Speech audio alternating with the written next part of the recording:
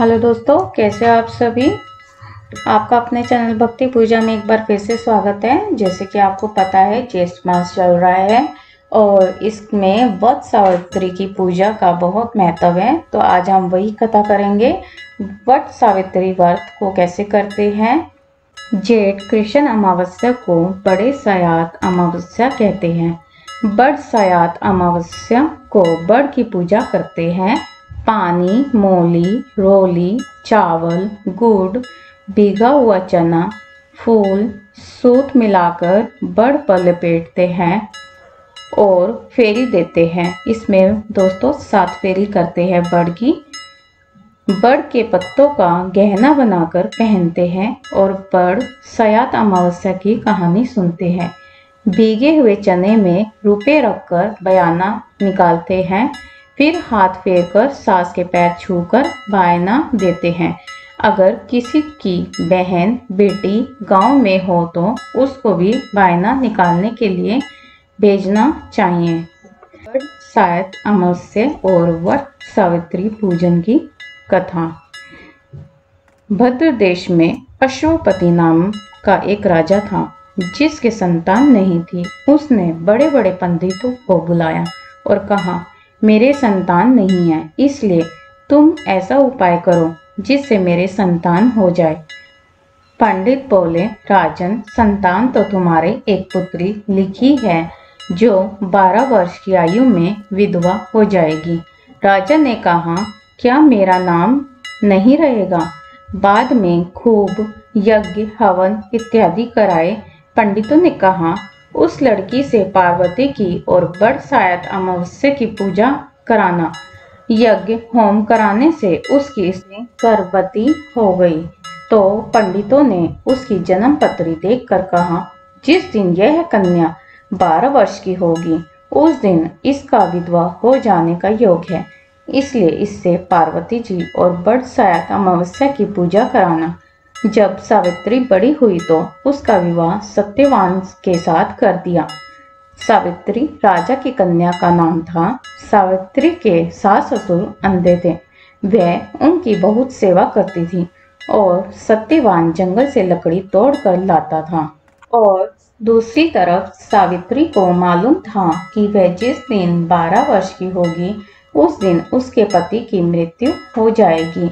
जिस दिन वह 12 वर्ष की हुई उस दिन वह अपने पति से हाथ जोड़कर बोली, आज मैं आपके साथ चलूंगी।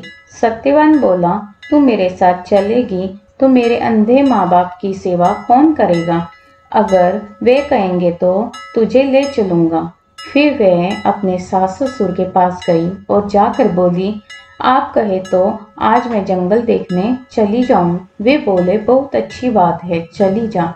जंगल में जाकर सावित्री तो लकड़ी तोड़ने लगी और सत्यवान पेड़ की छाया में सो गया। उस पेड़ में सांप रहा करता था।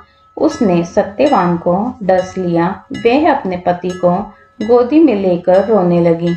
महादेव और पार्वती जी वहां होकर जा रहे थे।